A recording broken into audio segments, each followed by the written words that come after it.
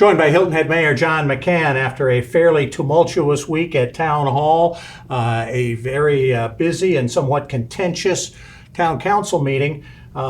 Let's dial down the volume and hopefully dial up the knowledge a little bit. You enacted a state of emergency. It's been a little more than a week now. Why and what does it really do? I enacted a state of emergency to allow the town manager to have town council meetings both in person and virtually. Without that state of emergency, we either had to do one or the other. So I enacted it on a Monday. We went to town council, I guess on a Tuesday, to have a vote on it, and that's the story. We were not talking about a mask ordinance. We were not talking about anything but the ability to have meetings both virtually and in person.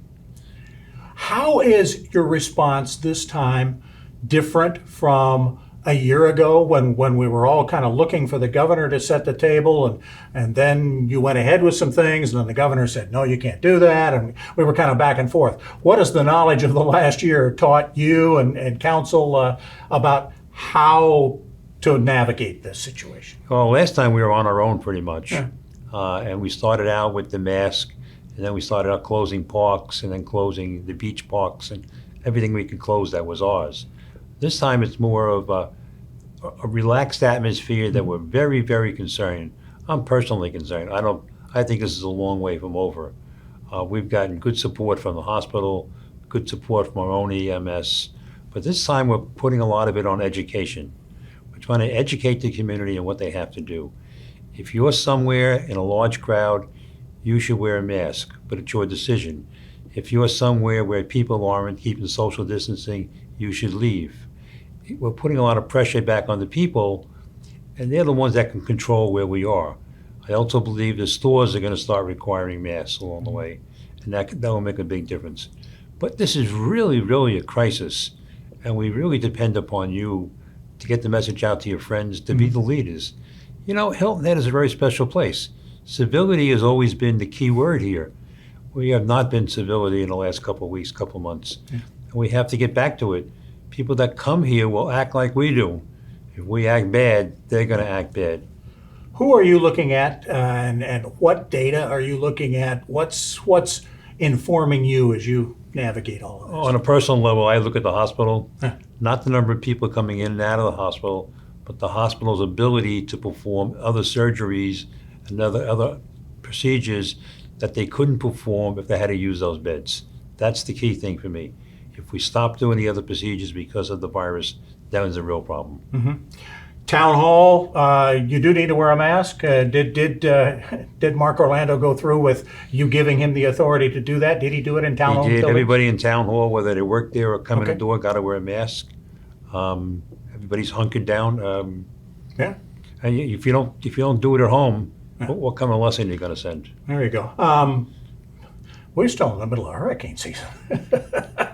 I hate to bring that up, but a quick story. My daughter lives here, and she went to her family reunion in New York on last Friday.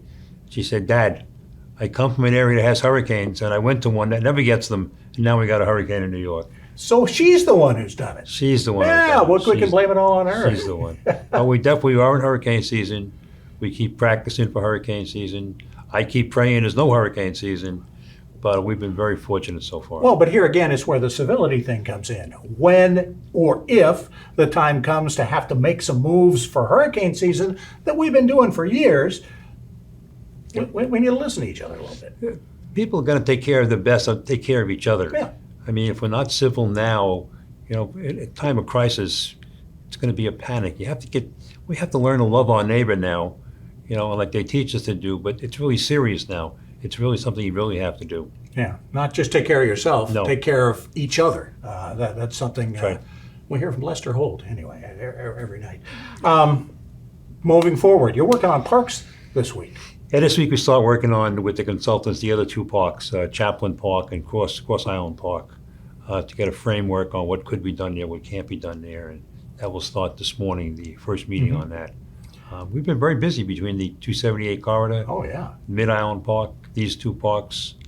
We're finishing up our strategic plan, which will be out in about a month. Okay. It's booked. the public will get a piece of it.